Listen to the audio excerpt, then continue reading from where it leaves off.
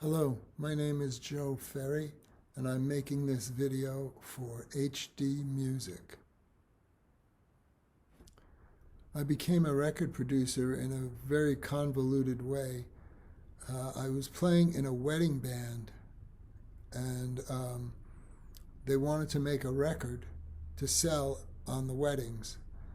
And they picked RCA Studios, and I went along and played guitar on that session.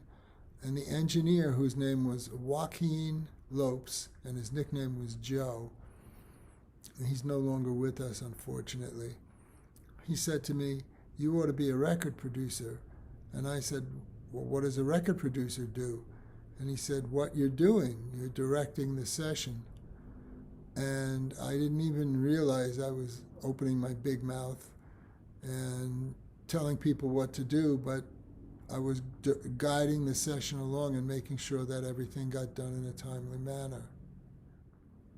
From there, the engineer, Joe Lopes, offered me an internship position at RCA Studios, and I was young. I was only 26 years old, and I said, "Sure, I'll take it." It was not a paid position, but I took it anyway, and I worked on hundreds of projects, including David Bowie, Hall & Oates, and Roberta Flack. I decided I wanted to be a solo artist like my hero at the time, Kenny Rankin. Kenny Rankin was one of my all-time favorites, still is, and I wanted to have that sort of acoustic funk vibe, and so I emulated him, but doing my own thing. And that's where tracks like I'm Sorry and Till Morning Comes came from.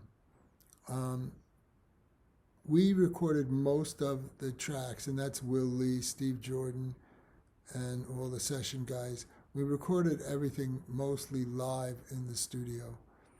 And that was a little different than the way things were done back then. They usually did things piecemeal, which is fine. But for me, I wanted a live band sound, so we did a good portion of those records live. The solo artist thing didn't work out so great for me, but I was getting lots of calls as a record producer, and I felt this is where I belong.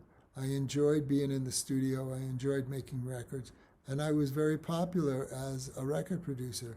I still am. I still get lots of calls to produce records, and it's a good many years later.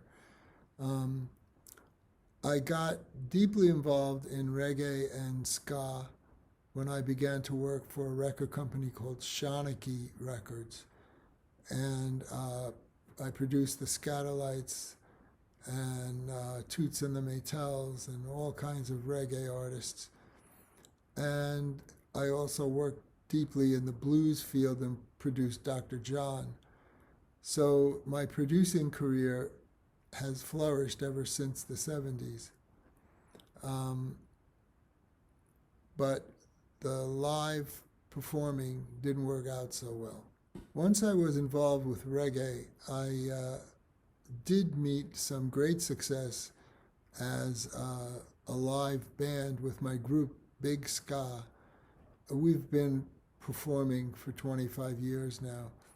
And while I still produce just about any kind of music, my focus is on reggae. And the band itself, Big Ska, is extremely popular, and I've made 5 albums, and some of the material is controlled by HD Music. But it's been a tremendously successful ride with Big Ska. And that was something that was unexpected, but it was a pleasant surprise. So I hope this gives you a little insight as to where I come from and who I am. And I wish you all a pleasant day, and I thank everybody at HD Music for the opportunity to work with them. All right, folks, see you later.